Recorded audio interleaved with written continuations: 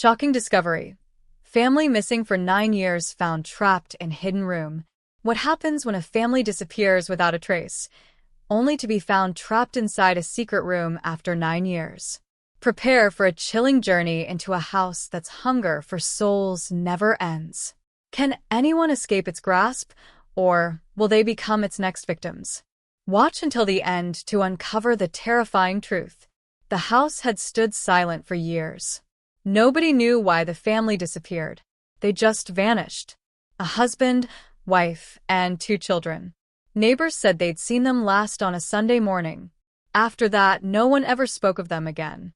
Years passed, but curiosity never died. There were rumors. Rumors of strange noises at night. Whispers that the house wasn't empty. The town tried to forget. But the house? It never stopped calling. One day, a new owner moved in. A man, eager for a fresh start. He loved old houses, their history. He thought he could restore it, bring it back to life. When he stepped inside, a chill ran down his spine. The air was heavy, thick, almost suffocating. But he shrugged it off. It was just an old house, right? But then he noticed something strange. A door. Hidden behind a stack of old furniture. A door no one had ever seen before. It was small, almost too small for an adult.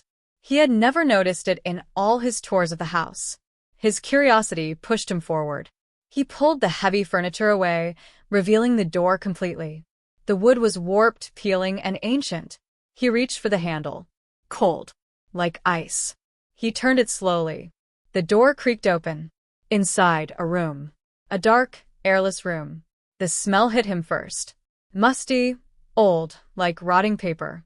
And then voices. Faint at first. Too soft to be sure. He stepped inside. The door slammed shut behind him. He spun around. Locked. He was trapped. But something else was wrong. There were shapes in the corner. Figures. Figures hunched over, unmoving. His breath caught. A girl. A boy. A woman. A man. Frozen in time. Their eyes wide and terrified. He reached out, but the air around him seemed to freeze. The family, the lost family. He wasn't alone. He backed away, heart pounding. The silence was deafening. The figures, still frozen, stared at him with hollow eyes. He tried to breathe, but the air felt thick, almost suffocating. The smell of decay grew stronger. He stumbled backwards, his fingers brushing the wall. His hand slid over something cold. A metal object. It was a key. Old. Rusted. Just like the door. He grabbed it quickly, trembling. With a swift motion, he rushed to the door. His hands shook as he tried the key in the lock. It didn't turn. Panic surged through him. Was he trapped forever? What was this place? Why had it been hidden? And where had the family gone? His pulse raced, his thoughts spiraling. Then a noise. A faint scraping sound. Behind him. He spun around. The figures were moving. Slowly. Too slowly. But they were moving. The man's eyes, those cold, dead eyes, twitched. The woman's fingers twitched. The boy's head turned slightly, just enough to meet his gaze. A low, guttural whisper came from the shadows. Help us. The words barely formed, like a choking breath. The man froze. His stomach twisted. Help us, the voice repeated, a desperate plea. How? He screamed, his voice bouncing off the walls. But the figures didn't answer. They only watched him. Watched and waited. The room seemed to close in on him, the air growing colder by the second. His mind raced. He needed to get out. But the key was useless. The door wouldn't budge. His chest tightened. Was there no way out? His eyes darted around the room, searching for anything. Anything that could save him. That's when he noticed it. A faint symbol carved into the wall. Barely visible in the dim light.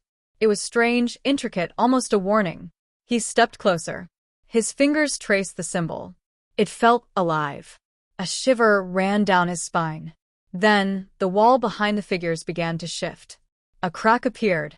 Slowly at first. Then it widened. A dark void began to form. The room was changing. It wasn't just a room. It was a trap. The man realized the truth. This family wasn't just lost.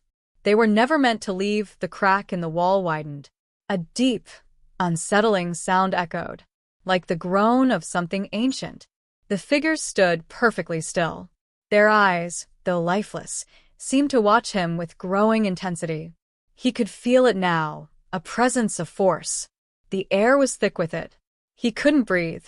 The crack opened wider, revealing nothing. Darkness. Pure, oppressive darkness. It pulled at him like a vacuum. But the figures were moving now, all of them. They took one slow step forward, then another.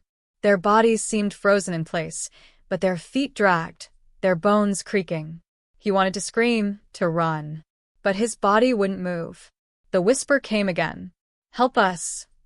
But this time, it wasn't just a voice. It was a chorus. 1,000 voices, all muffled together, all desperate.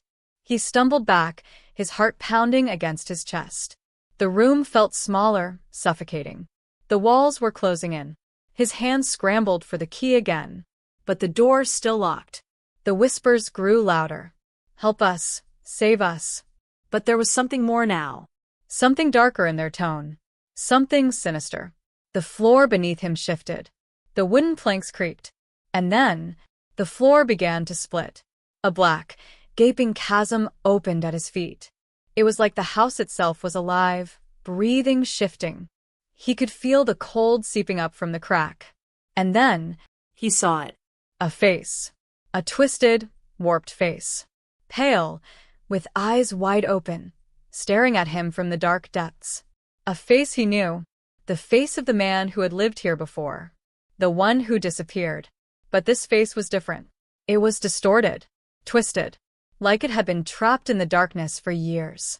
The whispering grew louder. And the figures, those lost souls, were closing in.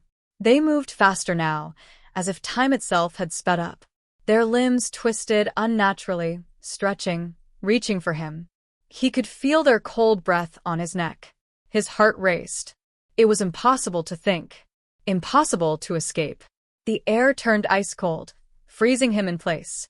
The darkness in the crack beckoned him. It wanted him. No, it needed him. The walls shook. The house groaned again. A low, deep sound, like the scream of an ancient beast waking. And then, the door behind him swung open. A burst of light flooded the room. For a moment, he thought he was free. But the light wasn't a savior. It was something worse. The light blinded him. It felt like it was pulling him in. The family's eyes, those empty, dead eyes, were on him. And in that instant he understood. They weren't trapped. They were waiting. Waiting for him to join them. The light grew blinding, swallowing the room whole. His body jerked forward, against his will. It was as if the light had fingers, pulling him, dragging him towards the open door. He tried to resist, to step back, but his legs felt heavy, like stone. The whispers intensified. Thousands of voices, all calling out to him. "Join us, come with us." His feet moved forward unwillingly, as if the floor was no longer solid beneath him. He reached for the doorframe, trying to hold on. But the door pulled him. No, the light pulled him. Closer, closer to the darkness. The figures in the room closed in, their limbs stretching unnaturally, like the strings of a puppet. The girl's hand brushed against his arm. Cold. Freezing cold. He recoiled, but it was too late. Their hands were on him, their fingers wrapping around him with a terrifying grip. And then their faces. All of them, twisted and broken, inches from his own. Their eyes, lifeless but hungry, bore into him. A jolt of panic surged through his chest. No. This wasn't right. They weren't asking him to help them. They were demanding it. And now he understood. They had never wanted to be saved. They had wanted him. They had waited for him. For this moment. The light pulsed, glowing brighter with each heartbeat.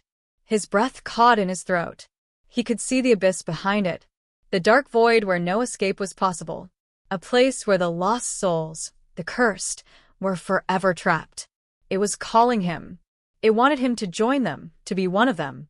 He could feel himself slipping. His fingers, numb and useless, could no longer hold on to the doorframe. The darkness at the center of the light seemed to stretch out toward him. And then, he was falling. Into the light. Into the abyss. There was no sound. No scream. Just darkness. The door slammed shut.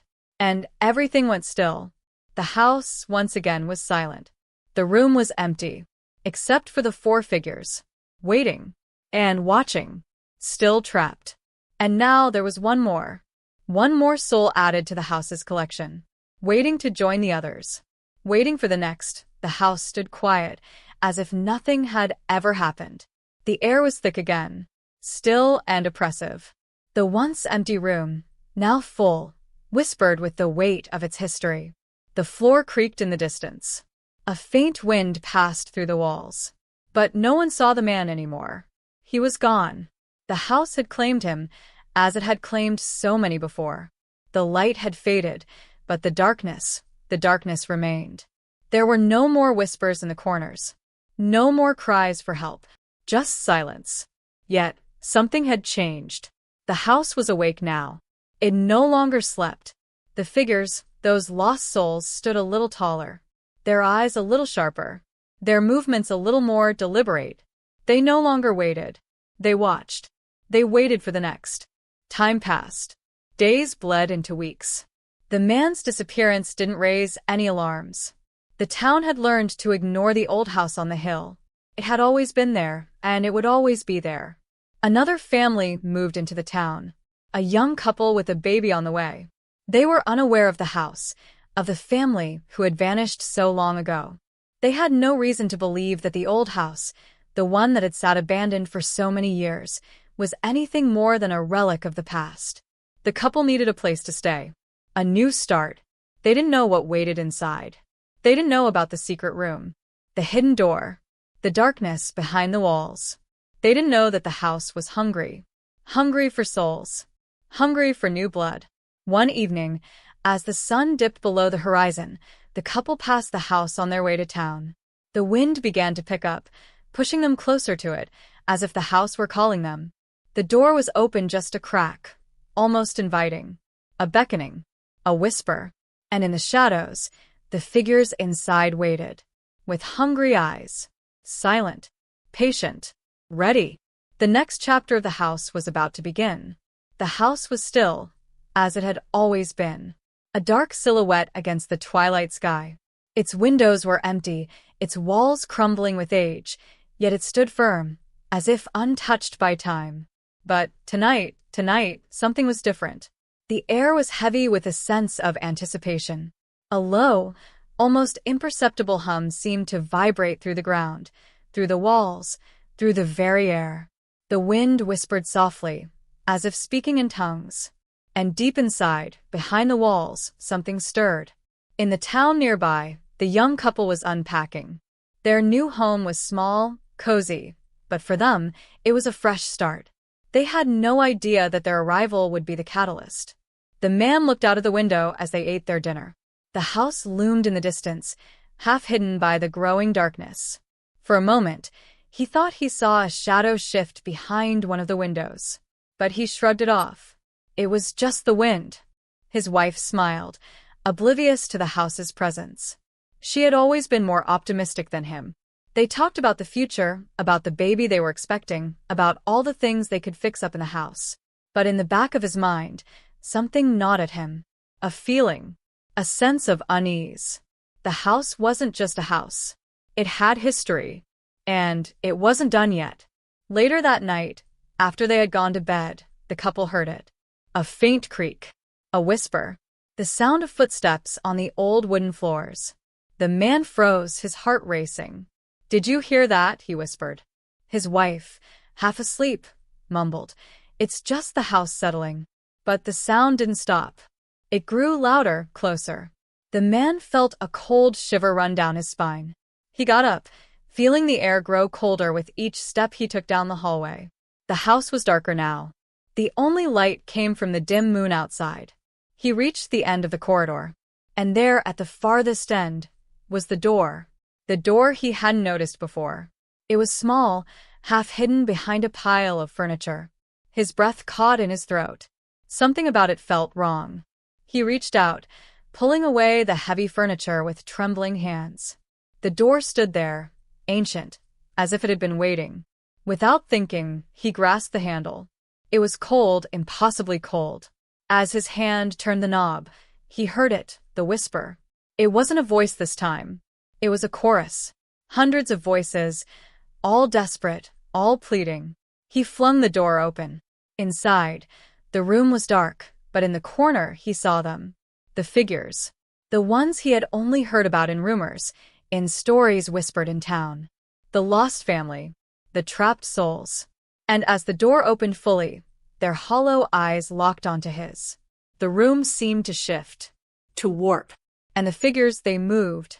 They reached out, their limbs stretching unnaturally, like something from another world. "Help us," they whispered, their voices merging with the wind, with the house itself. The man stumbled back, but it was too late.